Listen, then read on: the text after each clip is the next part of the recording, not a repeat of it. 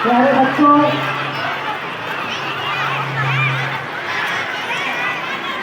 छोटे छोटे बच्चे जो आगे की पंक्ति में बैठे हैं वो ध्यान से बैठेंगे, शांति से बैठेंगे और सुनेंगे, तभी जो आज का प्रोग्राम है उसका वो आनंद ले पाएंगे। मेरे प्यारे बच्चों, शिक्षक वृंद, अभिभावकगण एवं परम आदरणीय आगंतुकों, आज 77वीं स्वतंत्रता दिवस के अवसर पर हम आप सभी को सबसे पहले आपका हार्दिक अभिनंदन करते हैं और स्वतंत्रता दिवस की बहुत बहुत बधाई। 47 में आजादी मिलने के बाद हमने गौरवपूर्ण यात्रा का 76 वर्ष पूरे कर लिए और ये हमारा 77वां स्वतंत्रता समारोह। आज का दिन हमारे छोटे नौजवानों के लिए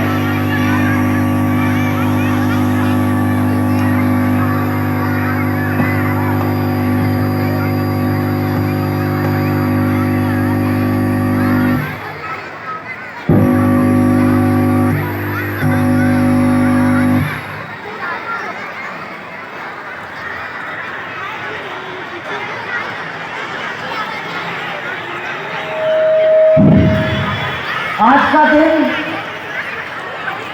खास करके हमारे बच्चों के लिए जो आने वाले दिनों में देश की बागडोर संभालेंगे,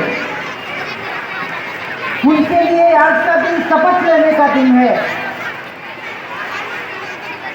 कि देश हित में हम अपने जीवन को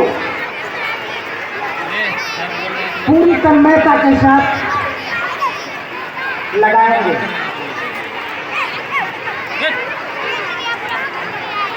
एक कालक्रम था, एक कालखंड था जब हमारा देश भारतवर्ष सोने की चिड़िया कहा जाता था। वो बड़ा ही गौरवपूर्ण काल था। आकर्षण, शिक्षा, विज्ञान और प्रज्ञान का काल था। विश्व की 5 प्रमुख सभ्यताओं में से हम एक सभ्यता हुआ करते थे और जो भारत का इतिहास रहा है वो बड़ा ही गौरवशाली रहा है। लेकिन कालक्रम और कालखंड में कुछ ऐसी घटनाएं हुई कि हमें 700-800 वर्ष का गुलामी झेलना पड़ा। उन कारणों की चर्चा हम यहाँ विस्तृत व्याख्यान में नहीं कर सकते, लेकिन मैं थोड़ा सा प्रकाश डालना चाहूंगा कि वो कारण क्या रहे थे जिसके कारण सोने की चिड़िया कहे जाने वाला हमारा देश, जो शिक्षा का मुख्य केंद्र हुआ करता था, वो उत्कृष्ट हमारा देश 700 से ज़्यादा वर्षों तक गुलामी के दंश और गुलामी की बेड़ी में जकड़ा रहा। हमारा भारत अपने उस समय के विश्वविद्यालय के बलबूते, जो तक्षशिला में था, नालंदा में था, विक्रमशिला में था, उस कोटि और उस स्तर के कोई विश्वविद्यालय विश्व के किसी अन्य देश में नहीं थे। भारत शिक्षा का प्रमुख केंद्र था और विश्व के सारे विद्वजनों की और जो शिक्षा के लिए पिपासु लोग थे, उनकी ये दृढ़ इच्छा होती थी कि भारत जाके हम भी शिक्षित हो और शिक्षा ग्रहण करें। लेकिन बीच में एक ग्रहण का ऐसा 700-800 वर्ष का काल आया जिसमें हमें गुलामी देखनी पड़ी। आखिरकार देश के वीर सपूतों की बदौलत, उनकी शहादत के बदौलत सन 47 में हमें आज़ादी मिली। देश के प्रथम गृह मंत्री सरदार वल्लभ भाई पटेल, जिनका देश के यूनिफिकेशन में, राष्ट्र के निर्माण में, भारत के राज्यों का इंटीग्रेशन में बहुत बड़ा योगदान था, अगर वो नहीं होते तो आज हमारी देश की जो सीमाएं हैं वो कुछ और होती।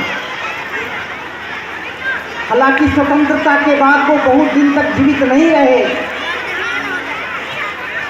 लेकिन अपने मृत्यु के पहले उस समय के जो स्टेट ऑफ सेक्रेटरी थे बीपी मेनन, जो उनके भी सेक्रेटरी थे, पॉलिटिकल एडवाइजर थे, उनको बुला के एक बात कही, मेनन, मेरे पास अब वक्त नहीं है, मैं तो जा रहा हूं, लेकिन तुम मेरे लिए, मेरे देश के लिए और आने वाली पीढ़ियों के लिए एक काम करना। तुम्हें 2 विषयों पे किताब लिखनी है, एक बुक लिखनी है। पहला, integration of Indian states in India, और दूसरी पुस्तक transfer of power from Britishers to India. BP Menon ने वो बुक लिखी। आज भी जो शोध के विद्यार्थी हैं वो उनका अध्ययन करते हैं, वो आज की पीढ़ियों के लिए और भावी पीढ़ियों के लिए बहुत ही प्रेरणादायी बुक है। जब आप बड़े होंगे तो ये 2 किताबों का नाम नोट करके रखिए, the stories of integration of Indian states and transfer of power from Britishers to India. बहुत ही मुख्य किताब है जो इस बिंदु पर प्रकाश डालती है कि उस वक्त देश की परिस्थिति क्या थी। इतना आसान नहीं था 700-800 वर्षों के बाद, गुलामी के बाद देश में आज़ादी को लाना, लेकिन भारत माता के वीर सपूतों की शहादत की बदौलत आज हम उस मुकाम पे खड़े हैं। बड़े ही संक्षेप में हम प्रकाश डालना चाहेंगे वो कारण क्या था जिसके कारण भारत गुलाम हो गया। जो सोने की चिड़िया थी, जो शिक्षा, विज्ञान और प्रज्ञान का केंद्र था, वो गुलामी की जंजीरों से कैसे जकड़ गया।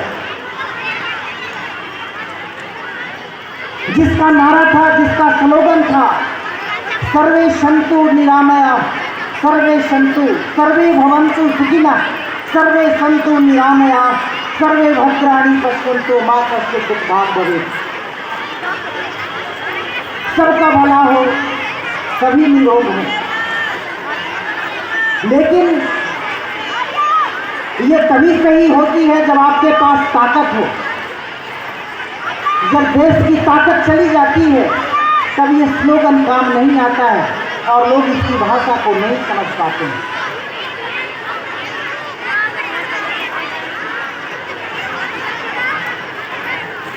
अगर हम इतिहासों का अध्ययन करते हैं तो अगर हम बहुत पीछे लौटते हैं तो 1947 तक जाते हैं।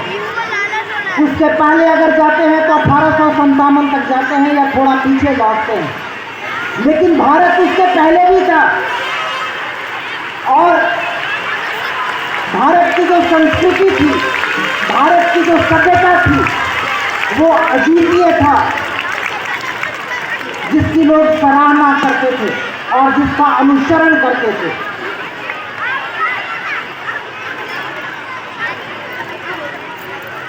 हरिओम पवार की बड़ी ही प्रसिद्ध कविता है, हमने सिकंदर के रथ को वापस मोड़ दिया था। हमने 16 बार पकड़कर गौरी जिंदा छोड़ दिया था। हमने सागर की लहरों पर चट्टानों को तैराया था। हम जब इतिहास बदलने निकले हम भूगोल बदल जाते थे। लेकिन जाने अनजाने में कुछ भूल हुई थी हमसे भारी, और इन भूलों के चक्कर में थी हमने आज़ादी ही हारी। लेकिन सन 57 में तो हमने आज़ादी वापस पाई, लेकिन पर ताकत के बिना ये आज़ादी अभी अधूरी है। इसीलिए तो कहते हैं कि ताकत बहुत जरूरी है।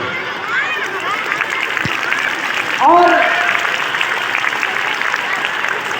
पिछले 76 वर्षों के दौर को हम देखें, आज हमारा देश 76 वर्ष का एक युवा देश है। अगर पिछले 76 वर्षों की हम यात्रा को देखें तो हमारे देश ने सर्वांगीण विकास किया है, और ये वर्ल्ड की, ये विश्व की 5 सबसे बड़ी इकोनॉमी में आके खड़ा हो गया है। ये हमारे लिए गर्व की बात है। और हमारे देश की विकास की अगर यही गति बनी रही तो आने वाले